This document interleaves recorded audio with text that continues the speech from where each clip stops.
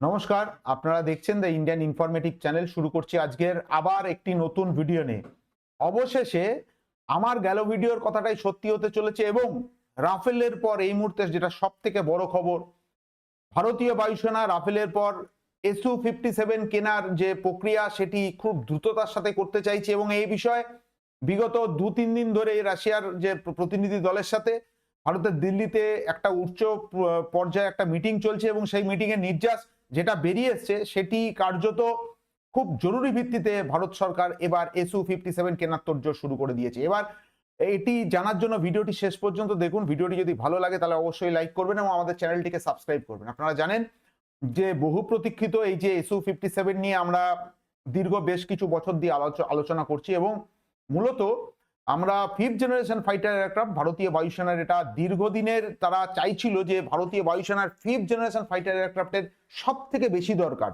তা বলে কি 4.5 জেনারেশনের যুদ্ধের প্লেনের দরকার নেই? অবশ্যই দরকার আছে, কিন্তু দেখবেন যে যদি সেনাবাহিনীর হিসাবে আপনারা দেখেন, সেটি হচ্ছে একটি যুদ্ধে সমস্ত ক্ষেত্রেই কিন্তু সেনাবাহিনী বিশেষ করে ইনফ্যান্ট্রি ব্যাটালিয়নকে নামানো হয়, কিন্তু স্পেশাল অপারেশনের ক্ষেত্রে কিন্তু ভারতের প্যারা স্পেশাল ফোর্স বা এয়ারফোর্সের গরুড কমান্ডো বা নেভির মার্কোসকে নামানো হয়। এগুলো হচ্ছে স্পেশাল অপারেশনের জন্য। ঠিক সেইভাবেই ঠিক স্পেশাল অপারেশনের জন্যই কিন্তু এই মুহূর্তে বিশ্বে পঞ্চম প্রজন্মের যুদ্ধের প্লেন ব্যবহার হয়। তার কারণ পুরোটাই স্টেলথি এবং এর জন্য এটি যুদ্ধের কার্যত মোড় ঘুরিয়ে দেওয়ার জন্য যথেষ্ট। এখন প্রশ্ন হচ্ছে, দীর্ঘদিন ধরেই তো ভারতের সাথে SU-57 এর চুক্তি হওয়ার কথা চলছিল।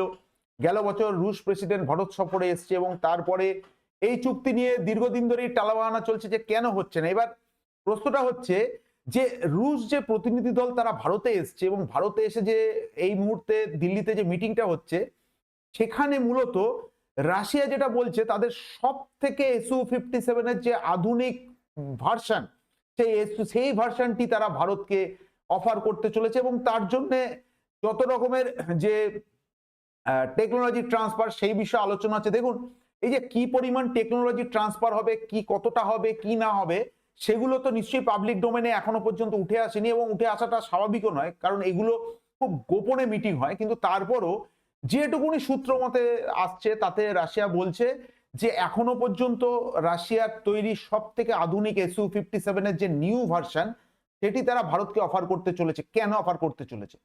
মূলত এই যে SU-57 যখন তৈরি হয় তখন এই প্রথমে কিন্তু ভারত এবং রাশিয়া জয়েন্টলি কিন্তু SU-57 2009 সালে চুক্তি হয় যে তারা জয়েন্টলি পঞ্চম প্রজন্মের যুদ্ধের প্লেন তৈরি করবে।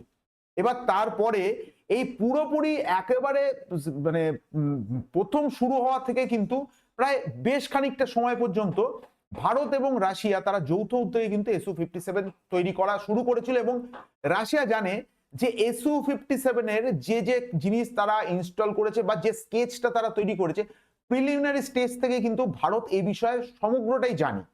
ফলত ভারতকে তারা যে জিনিসটা অফার করতে চাইছে যে একমাত্র লেটেস্ট যে ভার্সন সেটা তো অফার করছেই, শুধু তাই নয়, যেহেতু প্রাথমিক স্টেজ থেকে ভারতের বিজ্ঞানীরা বা সায়েন্টিস্টরা এই SU-57 প্রজেক্টের সাথে যুক্ত ছিল, তারা এই ক্ষেত্রে অনেকটা এগিয়ে থাকছে বিশ্বের অন্য কোনো দেশে ক্ষেত্রে। ভারত এই জায়গাটা বেশ খানিকটা এগিয়ে রয়েছে, অন্তত রাশিয়ার সূত্র মতে এটা জানা যাচ্ছে। এবার আসছি যে এরপরও SU-57 কেনার ক্ষেত্রে যে সমস্যাগুলো দেখা দিচ্ছিল সেটি হচ্ছে, আপনারা জানেন যে আমেরিকার কাটসা, কারণ SU-57 চুক্তি হওয়ার সাথে সাথে কিন্তু আমেরিকার একটা বড় সড়ো রোষানলে পড়ে যেতে হবে এবং আমেরিকা কিন্তু কাটসা ভারতের এগেনস্টে জারি করে দিতে পারে এবং নানা রকম ট্যারিফ ভারতের উপরে চাপিয়ে দিয়ে ভারতকে কার্যত ভারতের অর্থনীতিকে কিন্তু ধ্বংস করে দিতে পারে। এইবার রাশিয়া এবং ভারতের যে মিটিংটা হচ্ছে সেখানে কিভাবে আমেরিকাকে বাইপাস করে বা ডলারকে কি করে এড়িয়ে গিয়ে এই বিষয়ে চুক্তি করা যায় এবং তার জন্য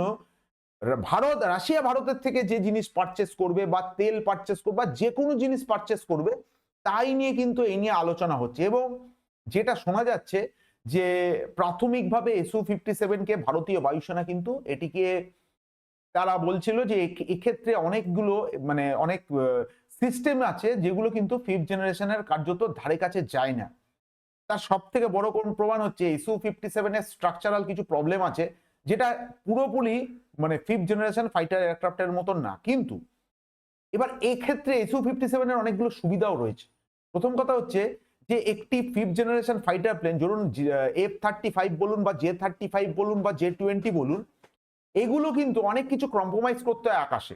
মূলত একটা 5th জেনারেশন ফাইটার এয়ারক্রাফটের কিন্তু আকাশে ম্যানুভার করার ক্ষমতা কম এবং মিসাইল নিয়ে যাওয়ার ক্ষমতাও কিন্তু খুব লিমিটেড থাকে। তার কারণ জানেন যে পুরোটাই স্টেলথলি থাকে, কোনো কিছু বাইরে যেটা বাইরে দেখা যায় না, দৃশ্যমানতা থাকে না, সেগুলোই মূলত ব্যবহার করা হয়।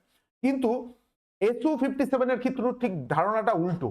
কারণ Su-57 এই মুহূর্তে বিশ্বে যতগুলো সুপার ম্যানুভার করার ক্ষমতা আছে একটা 5th জেনারেশন ফাইটার এয়ারক্রাফটে, সেটা একমাত্র Su-57 এর আছে। এবং শুধু তাই নয়, Su-57 5th জেনারেশন ফাইটার এয়ারক্রাফটের একমাত্র যুদ্ধের প্লেন যেখানে কিনা ম্যাসিভ ওয়েপেন্স ক্যারি করা যায় এবং সেগুলো সবকিছু স্টেলথি ক্যারি করা যায়। এবার যে সমস্যাগুলো থেকে আস্তে আস্তে রাশিয়ান রোজোবোরন এক্সপোর্ট বলছে যে সমস্যাগুলোতে তারা দূরীভূত করে ফেলেছে, সবার আগে যেটা হচ্ছে ইঞ্জিন।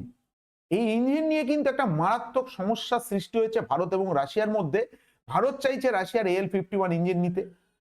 রাশিয়া বলছে যে AL-51 ইঞ্জিন এখনো ম্যাচিওর হয়নি, কিন্তু তার পরিবর্তে তারা প্রজেক্ট ইসডিলিয়ে 177 ইঞ্জিন তারা ভারতকে সরবরাহ করতে চায়। এখন বাদসাহ্য হচ্ছে যে ভারতের যে চাহিদা AL-51, দেখুন AL-51 এই মুহূর্তে বিশ্বের সব থেকে আধুনিকতম 5th জেনারেশন ইঞ্জিনের মধ্যে একটা। মূলত বিশ্বে একটি দেশ 5th জেনারেশন ইঞ্জিন তৈরি করে, সেটি হচ্ছে প্র্যাট অ্যান্ড হুইটনি। আপনি বোয়িং আপনি F-35 বলুন বা যে যে F-35 বলুন, F-22 র্যাপটার বলুন, মূলত এগুলো তৈরি করে হচ্ছে প্র্যাট অ্যান্ড হুইটনির ম্যানুফ্যাকচারার। এখন প্রশ্ন হচ্ছে যে তারপরে একেবারে 5th জেনারেশন ফাইটার এয়ারক্রাফটের ইঞ্জিন রাশিয়া তো অনেকটাই পেছনে ছিল, কিন্তু বর্তমানে রাশিয়া কিন্তু এক্ষেত্রে কিন্তু কার্যত অনেকটাই এগিয়ে গেছে এবং সত্যি একটা রাশিয়ার অ্যাভিয়েশন হিস্ট্রিতে সব থেকে আধুনিক ইঞ্জিন রাশিয়া তৈরি করে ফেলেছে। এখন প্রশ্ন হচ্ছে এরপরে রাশিয়া ইঞ্জিনটা ভারতকে টেকনোলজি ট্রান্সফার করবে, না এই ইঞ্জিন দিয়ে তারা ভারতে এই Su-57 সরবরাহ করবে। মূলত এটা দীর্ঘদিনের কথা, তার কারণ হচ্ছে রাশিয়ার কর্তৃপক্ষ অনেক আগেই আমাদের যে নাসিক প্ল্যান ঘুরে গেছে এবং তাদের কাছে তারা যেটা এই মুহূর্তে বলছে যে ম্যাক্সিমাম 3 বছর, আড়াই থেকে 3 বছরের মধ্যে তারা Su-57 কে ভারতে তৈরি করে ভারতীয় বায়ুসেনার হাতে তারা হস্তান্তর করে দিতে চায় বা চাওয়ার মতন পরিস্থিতি তৈরি হয়ে গেছে। অতএব আপনারা বুঝতে পারছেন যে Su-57 এই মুহূর্তে ভারতীয় বায়ুসেনার সব থেকে দরকার এবং তার জন্যে ভারত সরকার কিন্তু উঠে পড়ে লেগেছে। ভারতীয় বায়ুসেনা অলরেডি বলে দিয়েছে আমাদের জরুরি ভিত্তিতে Su-57 দরকার। এখন ভারত সরকারের সব থেকে মাথা ব্যথা হচ্ছে যে কি করে আমেরিকাকে বাইপাস করে এই Su-57 কেনার যে প্রক্রিয়া সেটা কি করে চালনা করা যায়, সেই বিষয়ে অলরেডি মিটিং চলছে। এখন সেটা কতটা নির্যাস বেরিয়ে এসছে আমাদের কাছে এখনো পর্যন্ত খবর আসেনি, তবে এইটুকুনি আমি কনফার্ম জানাচ্ছি আপনাকে যে খুব শীঘ্রই এই নিয়ে কিন্তু একটা বড় রকমের আপনারা প্রেস কনফারেন্স দেখতে পারবেন এবং বড় বড় মিডিয়ায় কিন্তু Su-57 নিয়ে কিন্তু আলোচনা এইবার শুরু হয়ে গেল। এটাই প্রমাণ করছে যে Su-57 ভারতের আকাশে উড়বে যে, সেটা কিন্তু আর কিছুদিনের মধ্যেই আমরা দেখতে পারবো। তো আজকের ভিডিওটা এখানেই শেষ করছি। ভিডিওটি কেমন লাগলো অবশ্যই কমেন্টস করবেন। ভিডিওটি শেষ পর্যন্ত দেখার জন্য ধন্যবাদ। জয় হিন্দ।